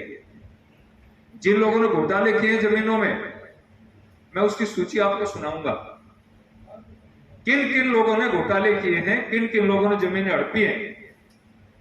अभी कल खड़गे जी आए थे कि नहीं, जयपुर आए थे कल, अखबारों में पढ़ा होगा, एक शब्द नहीं बोला। हजारों एकड़ जमीन हड़प करके बैठा है। वक्फ बोर्ड की हजारों एकड़ जमीन खड़गे ने हड़प रखी है।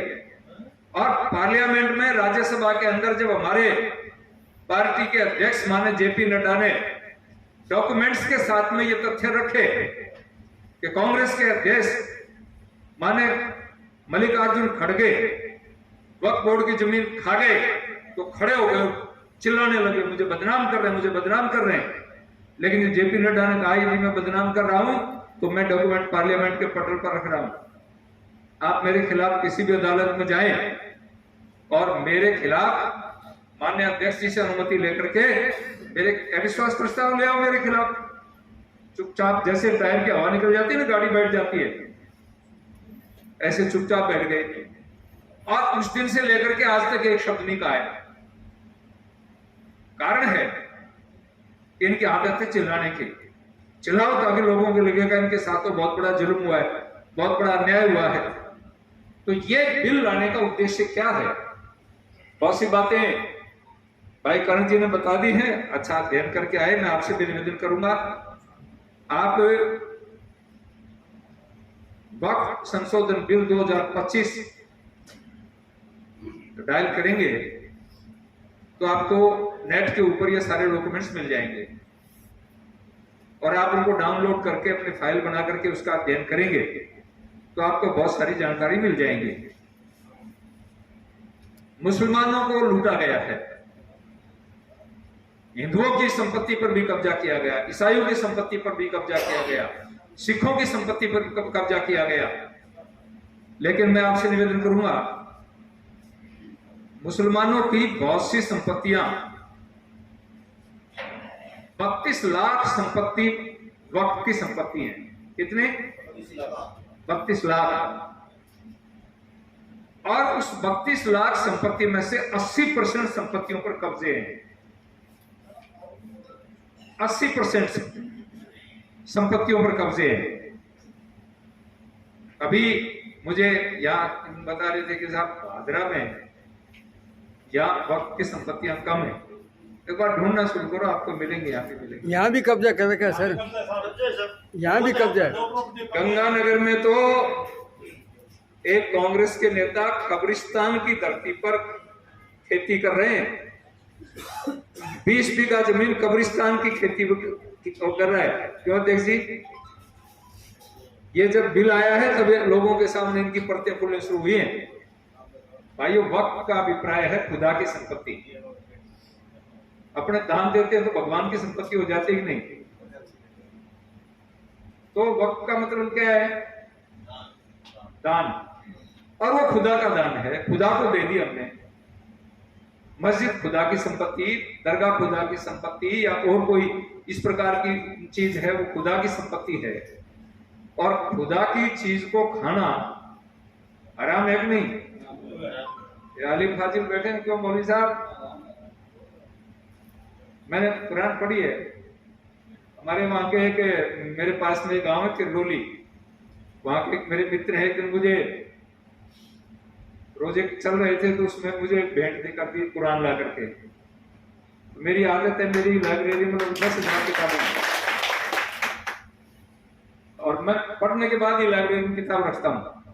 किताब भेंट मुझे कोई करता है तो किताब से 6 महीने मेरे पास रहे, मैं जब तो पढ़ नहीं लेता हूँ, उसको लाइब्रेरी में नहीं रखता। अब मैं उर्दू पढ़ावा नहीं, किताब उर्दू की, तो धर्म संकट पड़ गया, क्या करूं मैं अब? तो फिर दिल्ली गया मैं, वहां पर दिल्ली में जाकर के मैंने हिंदी के अनुवाद की कुरान मंगाई। एक बहुत बड़े, मैंने पूछा वहां भी कौन अच्छा मौलवी है जिसने हिंदी में अच्छी कुरान की अनुवाद किया है, तर्जुमा किया है।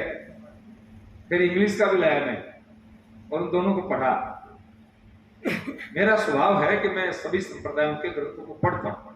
जब तक हम पढ़ेंगे नहीं, उसको समझेंगे नहीं, अच्छाई और बुराई दोनों सामने आ जाती हैं।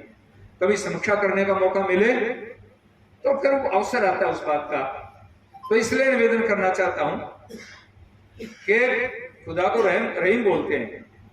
रहीम इसलिए कहते हैं कि रहम करता है। इन संपत्ति खाने वालों ने गरीबों पर रहम नहीं किया, तो क्या खुदा की संतान हो सकते हैं क्या? तो इनको जहन्नुम मिलेगी या जन्नत मिलेगी? है जहन्नुम मिलेगी ना। तो जहन्नुम का रास्ता तैयार कर लिया उन्होंने। लेकिन मोदी कहता है कि वो तो मरने के बाद मिलेगी। मैं इनको जीवित जी जहन्नुम दूंगा, इनको पकड़ पकड़ के जेलों में डालेंगे। तो यहां भी भुगते हैं और बाद में भी भुगते हैं। अब गलत काम करने वाले को यही होना चाहिए कि उनके दोजख में जगह नहीं मिले कहीं भी, और उनको यहां भी सजा मिले और मरने के बाद भी सजा मिले। यह काम होना चाहिए। इसलिए माननीय प्रधानमंत्री नरेंद्र मोदी ने कहा कि भाई मैं इनको बख्शूंगा नहीं, जिन्होंने खुदा की संपत्ति खाई है, गरीब की संपत्ति को हड़पा है। साथियों, जो 32 लाख संपत्तियां हैं, इनमें 22,000 एकड़ जमीन वक्फ की अकेले कर्नाटक में कब्जा हुआ है, जहां से खड़गे जी आते हैं। वहां 2 लाख एकड़ जमीन वक्फ भी कर्नाटक में थी, उसमें से 22,000 एकड़ पर लोगों ने कब्जा कर लिया। वो छोड़नी चाहिए कि नहीं? तो छुड़ाएंगे उसको। तो इसलिए मैं आपसे निवेदन करूं कि बहुत सारी संपत्ति, और क्या था कि कांग्रेस ने जो संशोधन किए थे 95 और 13 में, वो संशोधन ऐसे किए कि जिससे कब्जा करने वालों को मौका मिले। वहां वक्फ का ट्रिब्यूनल बनता है, उसमें केवल वक्फ बोर्ड के सदस्य होते हैं। आपकी संपत्ति पर अगर कब्जा कर लिया तो आप वहां जाएंगे तो मेंबर वही है। बिल्ली को दूध का रखवाला बना दिया। अब बिल्ली के सामने दूध रख दें, कहें तो रखवाली कर, इसकी तो बस की बात है क्या? यही वक्त के साथ हुआ। तो कांग्रेस ने ये किया। हमने क्या किया? पहले तो वक्फ को संपत्ति देने वाले को यह सिद्ध करना पड़ेगा कि प्रॉपर्टी मेरी है। आप अपनी संपत्ति का बेचान करते हैं और कोई आदमी खरीद करता है, तो ये बताओ पटवारी से फर्ज निकलवाते हो कि नहीं? और आपके नाम जमीन नहीं है, फर्ज में आपके नाम नहीं है, तो जो खरीदने वाला है वो कहेगा कागज दिखा भाई, मालिकाना हक किसका है? और कई बार मालिकाना हक भी हो लेकिन मौके पर कब्जा नहीं हो। तो कब्जे के लिए भी कलेक्टर से प्रमाण पत्र, तहसीलदार से प्रमाण पत्र लेना पड़ता है, ये जमीन खाली है, ये मालिक जो है, जो रिकॉर्ड में मालिक है, उसका जमीन पर कब्जा भी उसी का है। अब ये कर दिया कि कोई भी आदमी यदि जमीन वक्फ को दान देना चाहेगा, पहले तो वो सिद्ध करेगा जमीन मेरी है, कलेक्टर से सर्टिफिकेट लेगा। दूसरा, उसकी पत्नी है और उसके बच्चे हैं, उनसे अनापत्ति प्रमाण पत्र, नो ऑब्जेक्शन सर्टिफिकेट लेगा। पत्नी और बच्चे कह दें कि आप संपत्ति दान कर दो, तभी संपत्ति दान कर सकेगा। ये कर दिया। ये कर दिया कि जो एक चिल्लाते हैं बार बार कि भाई महिलाओं क्यों इसमें आई। जब बांग्लादेश में महिला प्रधानमंत्री बन सकती है, पाकिस्तान में महिला प्रधानमंत्री बन सकती है, तो भारत की मुस्लिम महिलाएं वक्फ बोर्ड के ट्रस्ट में मेंबर नहीं बन सकती? बन सकती है।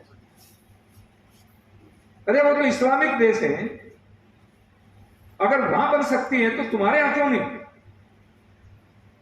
एक तरफ तो कुरान और खुदा की गवाही देते हो और दूसरी तुम महिलाओं को वंचित करते हो। दूसरा विषय आता है कि साहब गैर मुस्लिम इसमें मेंबर क्यों? वो इसलिए कि स्पष्ट किया उसमें न्यायाधीश, हाई कोर्ट का जज या सुप्रीम कोर्ट का रिटायर्ड जज या इनकम टैक्स का कोई बड़ा अधिकारी, दो इस प्रकार के व्यक्ति जो इकोनॉमी को जानते हो, उसको कोई लाभ नहीं होगा, कोई फायदा नहीं लेगा उससे। लेकिन उसके ट्रस्टी इसलिए रहेंगे कि समय समय पर जब ऑडिट हो तो उनके सामने वो बात रख सकें और वो सच्चाई सामने ला सकें। हमारे यहाँ देवस्थान बोर्ड है, देवस्थान बोर्ड में डायरेक्टर कितनी बार मुसलमान रह गए, उनके मेंबर कितनी बार मुसलमान रह गए, और हिंदुओं के कितने सुधार बिल आए, हिंदू विवाह एक्ट आया कि नहीं आया। हमारे यहाँ तो 16 साल की लड़की का प्रावधान है ग्रंथों में, भारतीय हिंदू ग्रंथों में 16 साल की लड़की का विवाह का अधिकार है, लेकिन भारत की संसद ने कर दिया पास कि 18 साल की लड़की होनी चाहिए। क्या हिंदुओं ने विरोध किया क्या एक भी हिंदू ने? जब हिंदुओं के ग्रंथों के अनुसार भारत की संसद ने संविधान में संशोधन कर दिया होते हुए भी कि भाई 18 साल की लड़की की शादी होनी चाहिए, किसी हिंदू ने विरोध नहीं किया। मैं इसलिए आपसे अब 21 साल का कर दिया, किसी ने विरोध किया क्या? क्यों नहीं किया? कि हमने विचार किया कि हमारे हित में है, छोटी बच्ची शादी होगी, उसके अविकसित बच्चे पैदा होंगे, वो भी पढ़ नहीं पाएगी, शिक्षित नहीं हो पाएगी, उसको फिजिकल नुकसान भी होगा। जब समय था इस प्रकार का, जब हमारे ऊपर इस प्रकार के लोग कब्जा कर रहे थे, देश के ऊपर की छोटी छोटी बच्चों का अपहरण हो जाता था, तब लोगों ने सोचा यार इसकी शादी कर दो, तो ऐसे श्लोक बना करके हमारे ग्रंथों में लिख दिए। बाल विवाह का प्रचलन, पर्दे प्रथा का प्रचलन हुआ इसलिए था, यह हमारे शास्त्रों में कहीं नहीं है। हमारी किसी देवी को आपने पर्दा किए देखा है क्या? क्यों हुआ? कि लड़कियों को उठा लिया जाता था, तो चलो पर्दे में रहो, छोटी बच्ची की शादी कर दो। लेकिन आज भारत स्वतंत्र है, आप कानून की सहायता हमें मिलती है, तो क्यों? इसलिए उसमें संशोधन कर दिया गया और किसी भी हिंदू ने विरोध नहीं किया। तो मैं मुस्लिम भाइयों से निवेदन करूं कि आपके हित में अगर कोई कानून पास होता है तो आपको उसका समर्थन करना चाहिए। एक बात और कहना चाहूंगा, माननीय डॉक्टर मनमोहन जी ने कहा कि देश की संपत्ति पर पहला अधिकार मुस्लिम का है। हमारे सारे मुसलमान खुश हुए, लेकिन प्रधानमंत्री जी ने एक बात कही कि देश की संपत्ति पर पहला अधिकार गरीब का है। ये गरीब वाला वाक्य ठीक है या मुस्लिम वाला ठीक है? मैं मुस्लिम भाइयों से एक बात कहना चाहूंगा, आपको बहुत अच्छा लगा मनमोहन जी का, लेकिन गरीब मुसलमान के लिए किया क्या? खाली कह देने मात्र से? माननीय नरेंद्र मोदी जी ने किया। मैं आपके सामने कुछ तथ्य रखना चाह रहा हूं। गरीब मुसलमानों के लिए माननीय प्रधानमंत्री नरेंद्र मोदी ने क्या किया? हमने प्रधानमंत्री आवास योजना लागू की। मैं यहीं से शुरू करता हूं। कम्युनिस्ट भाई नारा लगाते हैं ना, रोटी कपड़ा और मकान मांग रहा है, वो नारे लगाते रहे।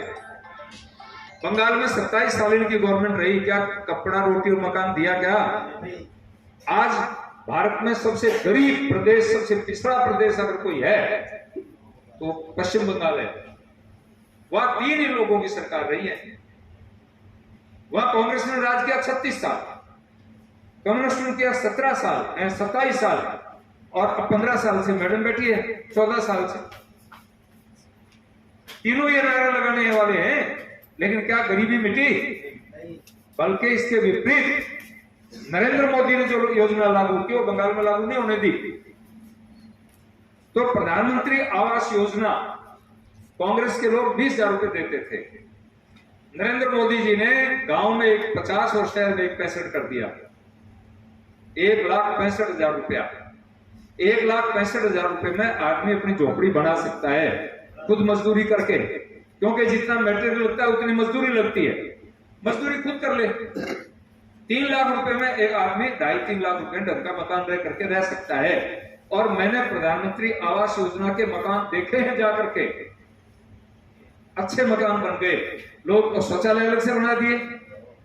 भाई नरेंद्र मोदी जी ने क्या किया? घर मकान बनाने के लिए मकान दे दिया कि नहीं दिया? हर घर में नल योजना से नल का पानी आ गया कि नहीं आ गया? प्रधानमंत्री अन्न योजना में अनाज दिया कि नहीं दिया? उसके पकाने के लिए मुफ्त में सिलेंडर दिया कि नहीं दिया?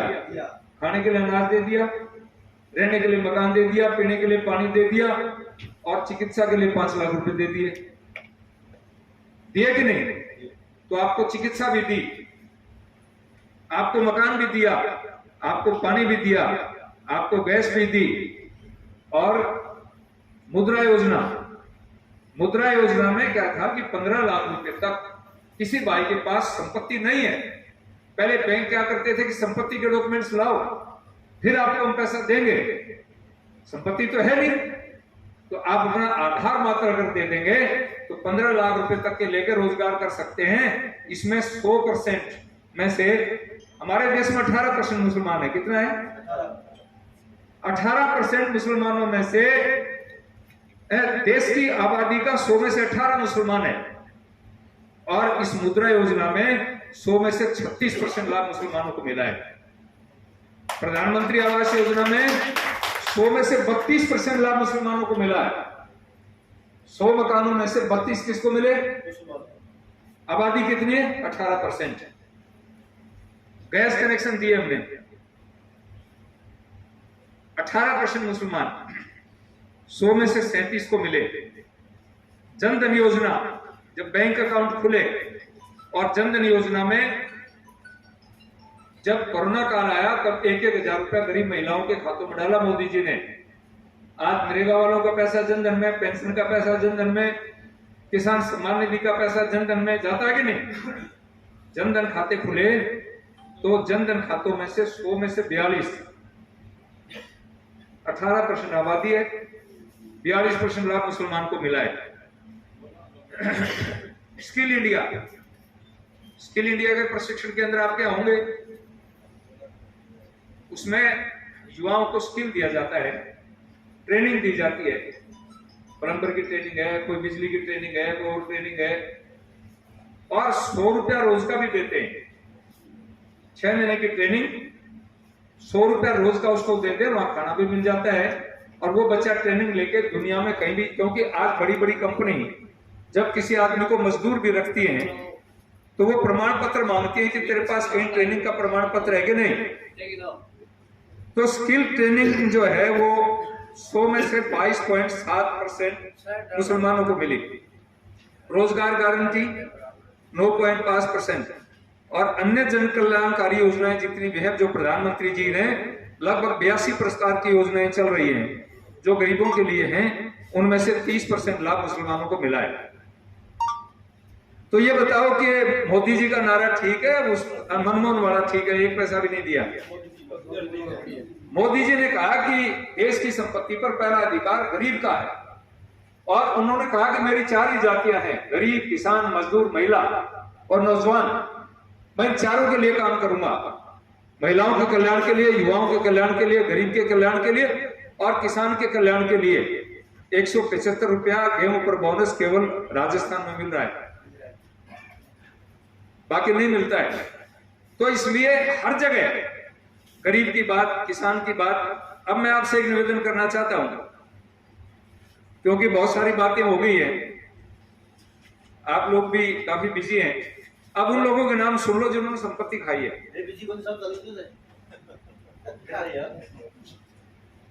जिन लोगों ने संपत्ति का दुरुपयोग किया है, संपत्ति पर कब्जे किए, मैं उनके नाम आपको सुनाना चाह रहा हूं।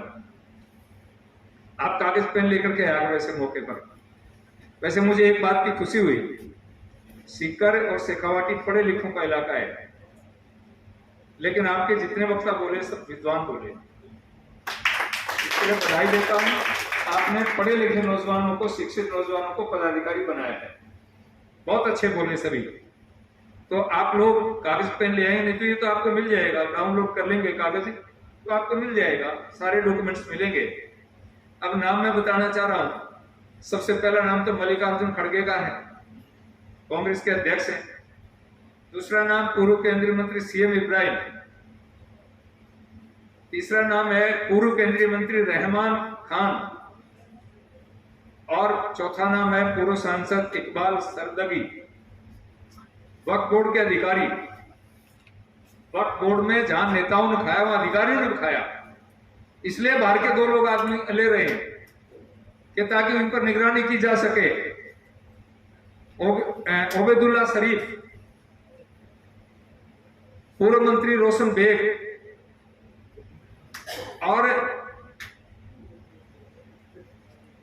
एक बहुत बड़े नेता हुए हैं डॉक्टर सैयद शाह मोहम्मद सैदुराज खुसरो हुसैनी, इसका एक ट्रस्ट है, सजादा हजरत ख्वाजा बंदे नवाज, ये उसकी संपत्ति भी खा गया, इसकी वक्त की संपत्ति भी खा गया, डबल चोट की इसने। विधायक ए हरीश, वक्फ बोर्ड के सीईओ, वक्फ बोर्ड में सीईओ लगा देते ना, वो भी शामिल है। इनका नाम था एम.ए. खालिद। और chairman Al Amin educational institute doctor Mumtaz Ahmad Khan, सेवानिवृत्त आईएएस अधिकारी, सब गंगा में आए हैं, आईपीएस आईएएस नेता, सब ने डुबकी लगाई है। इनका नाम है मोहम्मद सनुल्लाह, पूर्व मंत्री हिंदूगिरी,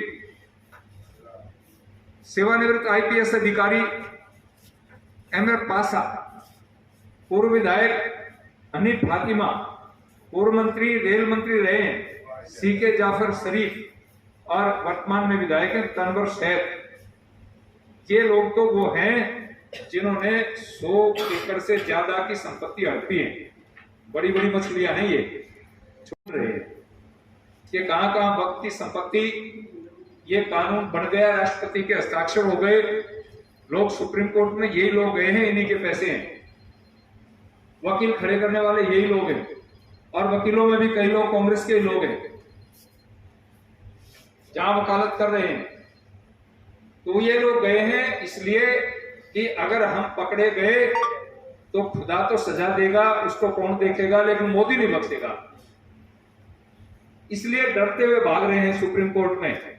लेकिन साथियों, अब कुछ हाथ आने वाला इनको नहीं है, चोर पकड़ा जाएगा और चोर पकड़ करके जेल जाएगा, ये मैं निवेदन करूंगा।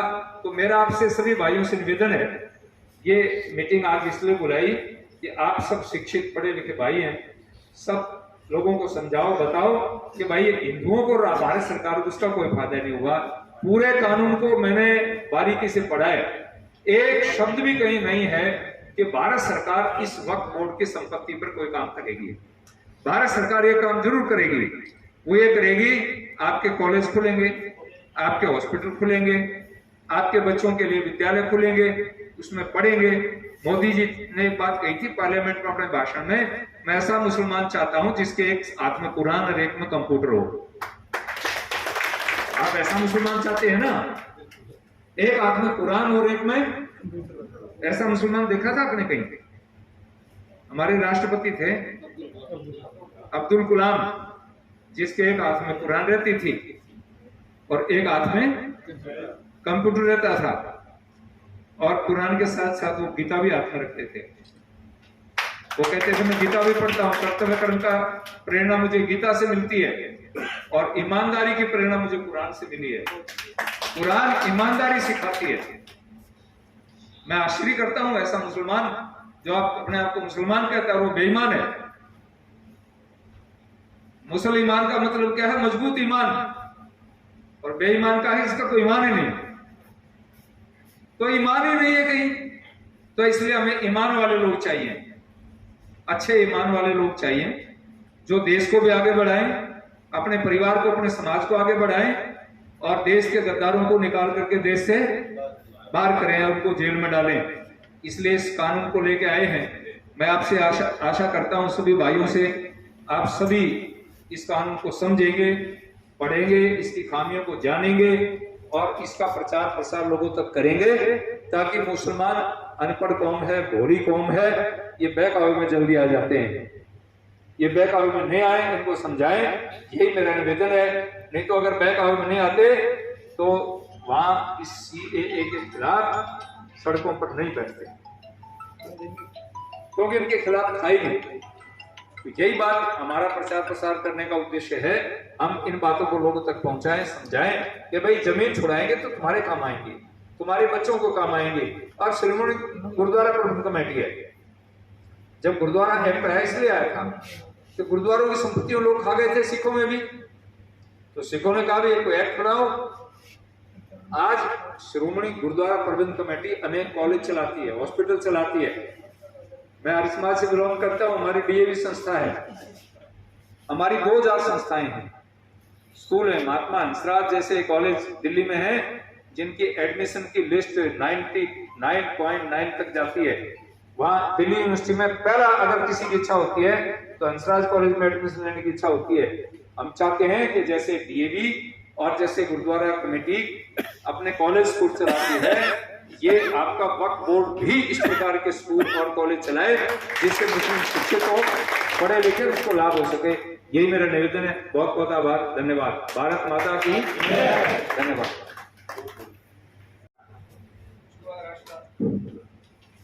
आज की वक्फ की शानदार कार्यशाला में हमारे बीच में सीकर के 2 बार के सांसद आदरणीय सुमेधानंद सरस्वती जी, इनका हमारे गांव छानीबड़ी में आर्य समाज को बनाने में बहुत बड़ा सहयोग रहा। इसके लिए आप जोरदार तालियां बजाएं। स्वामी जी, आपने बहुत शानदार शब्दों में जो हमें समझाया और बताया, उसके लिए आपका बहुत बहुत धन्यवाद। आज इस शानदार कार्यशाला में हमारे बीच में हमारे मंडल के सभी मंडल अध्यक्ष और विधायक प्रतिनिधि के रूप में हमारे बीच में आदरणीय करण जी बेनीवाल, किसान मोर्चा के जिला अध्यक्ष आदरणीय सुनील बेनीवाल जी, हमारे जिले के जिला उपाध्यक्ष आदरणीय रोशन जी, आदरणीय अनूप जी, और गांव-गांव से आए हुए छोटे से निवेदन पर पार्टी के मजबूत कार्यकर्ता साथियों, आप यहाँ पधारे, आपने शानदार कार्यशाला का आयोजन किया, आपका बहुत बहुत धन्यवाद। जय हिंद, जय भारत। हुए हैं उनको 2 मिनट का मौन के माध्यम से हम उनको श्रद्धांजलि देंगे। ओम।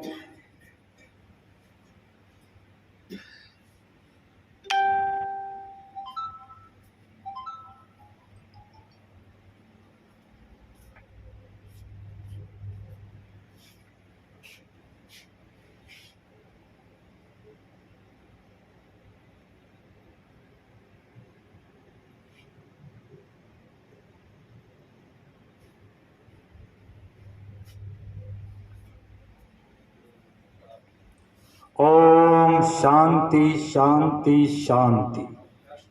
सब राष्ट्रगान के लिए सावधान के बजाय सावधान, जो सब एक साथ दोहराएंगे। जन गण बने। आज जो है वीडियो प्लेस में वक्फ जागरण का एक कार्यक्रम हुआ और वहाँ जो है इस प्रकार से मार्गदर्शन दिया गया और साथ में अंत में जो है पहलगाम में जो आतंकवादियों ने हत्या की थी, जुल्म किया था, मृतकों को श्रद्धांजलि दी और हत्यारों के विरुद्ध रोष प्रकट किया। तो देखते रहिए राष्ट्रवादी संदेश, लाइक कीजिए, सब्सक्राइब कीजिए। मैं लाल मोहम्मद, स्वतंत्र पत्रकार, फिर आपसे मिलूंगा नए समाचार साथ। जय हिंद, जय भारत।